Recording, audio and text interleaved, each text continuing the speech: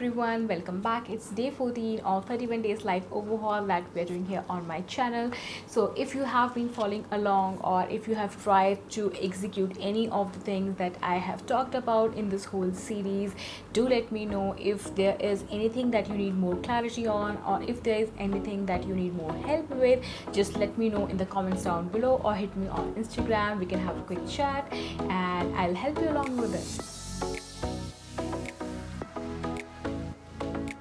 Yesterday we talked about dreaming bigger and how we should not let our fears or insecurities hold us back from going after the dream life or going after those dream goals and all that stuff, right? So today I want to talk about how to actually create an action plan to go after those goals, to go after those dreams. So the first thing that you need to do today is to write down a goal, something tangible that you want to achieve by the end of this year, and that should be something that you actually want. Okay, it doesn't necessarily have to be related to your work or career. It can be just anything that you want for yourself, and by anything I mean write down that one goal that is going to make the biggest impact on you and your life. Okay, and the reason I am talking about end of this year, because if you want to achieve anything significant, anything big,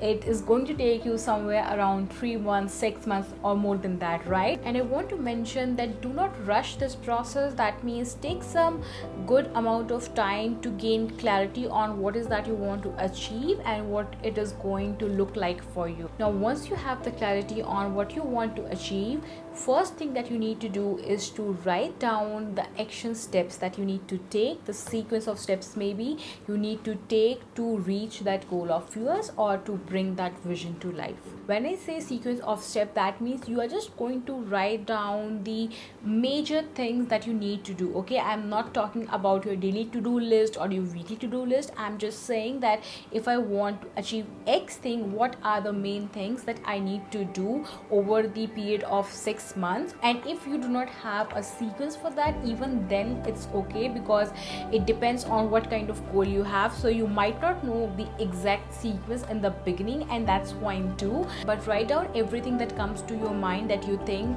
that you need to do in order to reach that particular goal. Now another thing that you need to understand is that every single day you are going to create a to-do list for yourself, and every day when you create that to-do list, the tasks that you need to do, you are going to refer to this process. Okay, this is the most important thing and most ignored thing. So do not write just a random to-do list that this is what I feel like doing or this is what I feel is important. No, your decision making should be based on the process that you have set for yourself, and every week you should actually review how much you have progressed throughout the week in that direction of that goal. Do you need to make any changes? And the most important thing is that always keep a separate time window to analyze your progress or to reflect upon your plans or to make any changes. I mean, do not do it on your regular working days where you are in the flow of doing things, because at that time you may be confused or overwhelmed, and that can influence your decisions in not so good way. Okay, so once you have established your process, the second thing that you need to do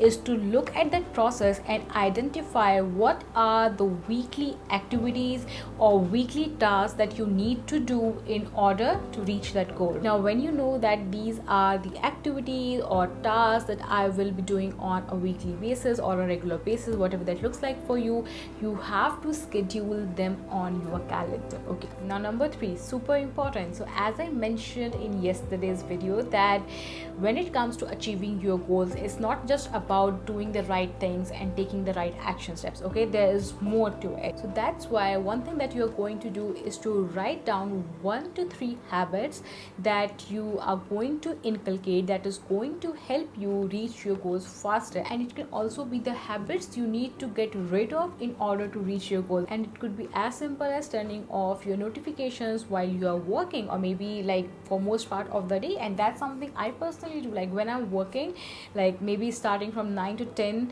in the morning till evening, I mean my notifications are off. So the fourth thing that needs to be there in your action plan is all the events. Okay, so just think about, this is my goal, what are the events that I may need to go to, and they doesn't have to be in-person events, they can be online events, online trainings, or networking opportunities, or workshops, or seminars, or what are the appointments that I may need to make with certain people or certain organizations, depending again upon what your goals are. And you don't necessarily need to have all the dates, just write down whatever comes to your mind that you think, events or appointments or just anything that is going to help you move one step closer to your goals. So now there are two more things that we are going to add to our action plan, so that when we actually start the execution, the process is smooth and we don't get stuck. Okay, so number 5 is write down all the resources that you might need in order to get to your goals. And if there's a particular resource that you think you might not be able to get at this point of time,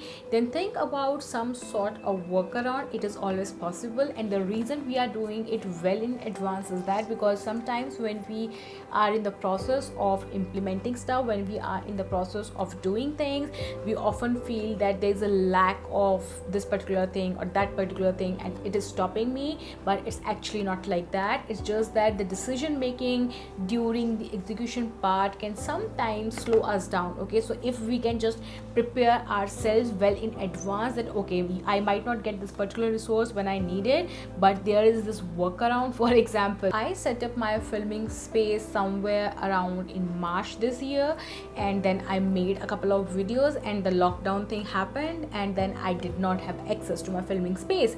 And what I did was, like, for 2 months I did not make any videos. Reason being, I just thought to myself that I don't have a nice location, I thought I don't have a nice background to film and all that stuff. And that is the most stupid thing that I have ever done, I guess, because all I had to do was to just move some pieces of furniture around, or maybe add a plant or something. I mean, this background it's still not my filming space, it's still not that great, but it's decent. Okay, that's the point. So the last thing that you need to add to your action plan is to think about, do you need any sort of mentorship or training or help to get to your goals? So for example, if I want to grow my YouTube channel, okay, let's say that's my big goal for the rest of the year, then I might need to maybe hire somebody, or maybe I can find a mentor online and I can dedicate a particular amount of time every week or every month, and maybe I attend their training, or maybe I watch their videos and stuff like that.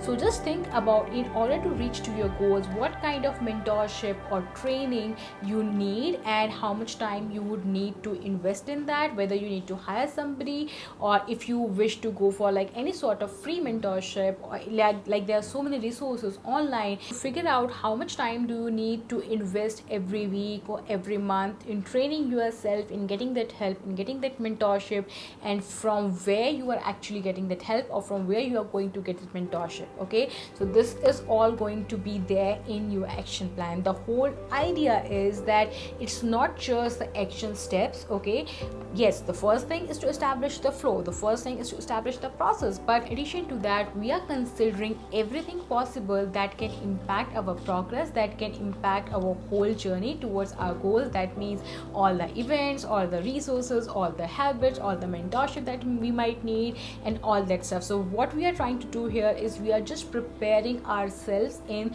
the best possible manner. But again, do remember that at the end of the day, whenever you make a plan, no plan is going to be perfect. You have to be flexible, and sometimes you may need to make decisions on the fly, and that's okay too. But if you really want to achieve that big goal of yours, then you really need to have a practical roadmap to actually start with. So tomorrow we are going to continue this conversation, and we are going to talk about the mental and emotional aspects of creating an action plan and actually executing stuff. Okay, so I'll see you tomorrow, sending you love, light, and good vibes. Bye bye.